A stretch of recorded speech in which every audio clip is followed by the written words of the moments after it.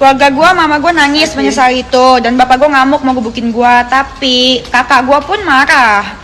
Dan kemarin gue belum ketemu mama bapak gue, tapi gue udah ketemu kakak gue ketemu cici gue sama teman-teman cici gue. Terus teman-teman cici gue bilang semuanya, lu nggak perlu ngejelasin semuanya ke cici lu bangga sama lu, tetap bangga sama lu, bukan masalah apa kayak tetap bangga sama lu kok. Karena apapun itu kita semua tahu sebenarnya gimana, dan ya nggak mungkin punya kalau misalkan gue nggak godain duluan. Gue makeup aja nggak pernah, keramas aja berapa minggu sekali saya, seminggu sekali, keramasnya seminggu sekali gue, jadi nggak mungkin gue ada bakat ngegodain laki. Emang itu dasar laki yang kegatalan. Ngebebain gue ya wajar cewek dibebain, tapi gue menyesal gitu. Ya kayak gitu, makanya ini harus dituntaskan.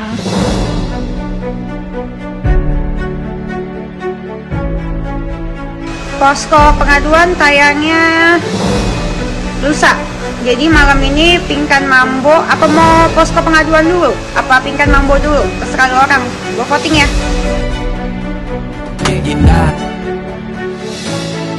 Jadi gimana kak kemarin pas satu apartemen?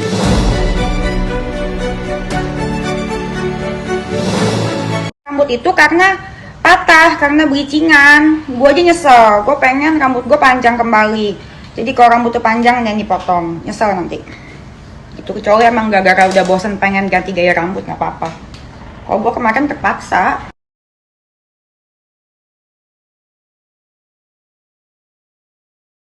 Nggak peduli sih orang percaya kita gue asli apa enggak. Yang penting tujuan gue tercapai, yaitu satu terbukti rumah tangga mereka menjadi lebih baik dan dia menjadi lebih menghargai istrinya. Itu gue seneng banget, akhirnya cocok. Kalau dulu kan dia kan ketahuan selingkuh sama bininya, dia bilang enggak ngaku terus. Kalau sekarang gue udah tahu dia udah cerita semuanya sama bininya, setidaknya dia udah jujur. Ingat, kejujuran itu adalah keterbukaan itu adalah awal dari pemulihan. Nah gue tahu ini dari teman gue. Nah terus udah gitu itu bagus, berarti tujuan konten gue tercapai, dan gue doakan semoga bahagia selalu dan tobatnya jangan sementara. Terus udah gitu yang kedua, tujuannya adalah gue mengaku itu tujuannya agar gue tidak ada lagi laki orang yang deketin gue. Ya tujuannya itu, jadi gue nggak peduli orang percaya atau enggak, gitu aja sih. Jadi EGP enggak juga, karena kalau dulu kan 4 tahun yang lalu itu kan gue tuh termasuk orang yang introvert ya, terus nggak punya teman ngobrol gue cuman dia, dan gue tuh susah dekat sama orang. Tapi kalau sekalinya deket ya sekalinya gue demen ya demen banget gitu ya. Nah habis itu kan pertamanya urusan kerjaan, itu aja berapa bulan, habis urusan kerjaan sama mama ngobrol, kebiasaan nyambung jadi dekat. Nah terus temen ngobrol gue tuh cuman dia ya, jadi gue kalau misalkan apa-apa ceritanya sama dia. Jadi gue nggak kepikiran sama sekali untuk speak up atau apa segala macam. Nah jadi ya mungkin terbiasa kali ya sama dia. Kalau sakit hati mah 4 tahun itu jadi orang ketiga, sakit hati mah udah makanan sehari-hari, makanya jangan mau jadi orang ketiga. Nah kalau misalkan ditinggalin sih enggak. Kalau gue ditinggalin gue nggak bakal kirimin bunga papan. Gunanya apa? Gue udah umur 31, bukan 26 pas ketemu dia lagi. Ini harus disudahi biar tidak ada maaf bagi kita berdua. Bye.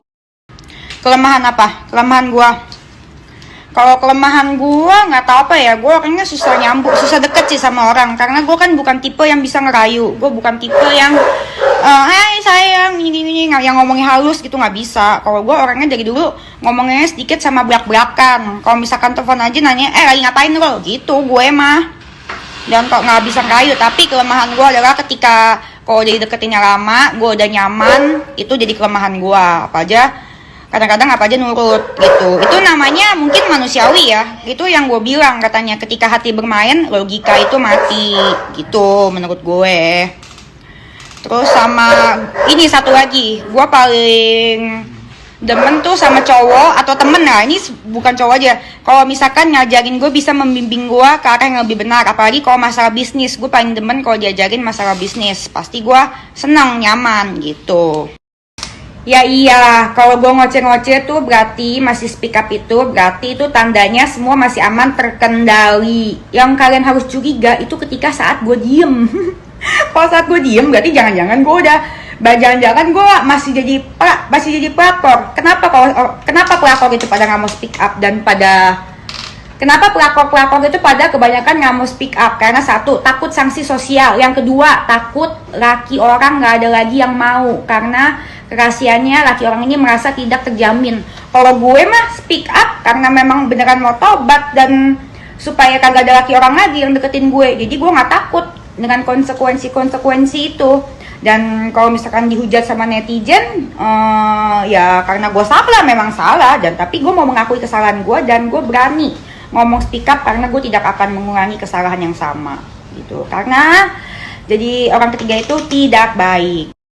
Dia jauhin gue itu setelah RD ke apartemennya, ke rumahnya, ketemu dia. Gue nggak tahu omongan apa, tapi yang jelas dia kan baru tahu kan, dia baru tahu itu sejak si Uya itu baru tahu berita gue ini sejak cerita gue ini sejak ini udah viral. Nah udah viral terus gitu kan gue udah blok si RD juga, tapi abis itu si RD makanya kontekannya sama Uya. Terus gitu si RD ada ke apartemennya. Nah abis itu agak jauh lah ya, gue nggak tahu ngomong apa ya, tapi yang jelas ya gue memang salah. Nah terus gitu yang pas Mbak Bulan telepon dia juga sebenarnya udah agak menjauh kita, tapi masih telepon dikit-dikit, masih ngobrol terus gitu. Tapi yang ini yang sekarang yang abis RD dari apartemennya ketemuan sama dia, kita udah nggak pernah teleponan, udah nggak pernah ngomong ya, jadi nggak apa-apa juga ya, emang gue salah gitu. Dan dia juga tahu yang ngejek duluan juga awal si RD, tanya aja. Iyalah mereka marah karena takut pelakor itu deflasi, karena kalau sekarang laki orang itu takut punya cewek ketiga, karena takut cewek ketiganya kayak gue. Karena teman-teman gue banyak yang putusin ceweknya, sama ceweknya juga banyak yang kabur dari laki-laki orang. Bagus dong, jadi perselingkuhan itu mulai tidak dianggap wajar sekarang, puji Tuhan gitu. Bagi gue nama baik itu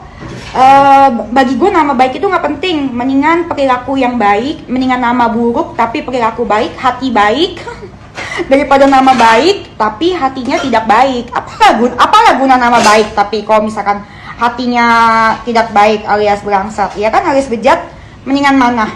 Emang nama baik bisa masukin lo ke surga? Hati baik lah. Bingung deh gue kadang-kadang, gue mah nggak apa-apa dihujat, diboikot juga dari semuanya nggak apa-apa, nggak masalah. Yang penting niat gue baik dan lo orang nggak perlu tahu apa. Nggak tahu, ini apa aku nggak tahu, kok banyak yang sok tahu, nggak tahu, ini apa aku nggak tahu. Ditunggu ya, lagunya tayang Jumat. Guys, untuk pemesanan bunga, posko pengaduan tayangnya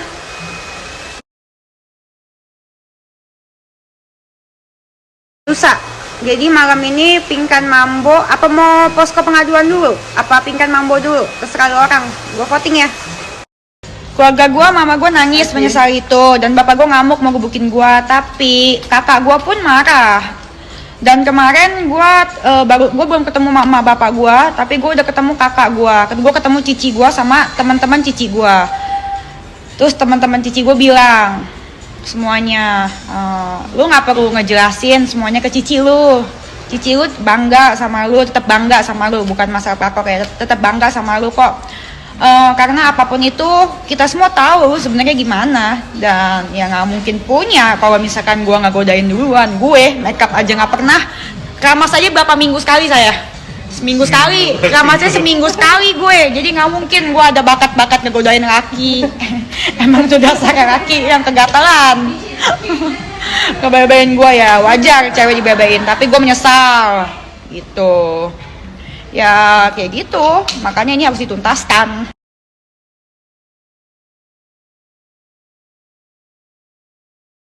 Posko pengaduan tayangnya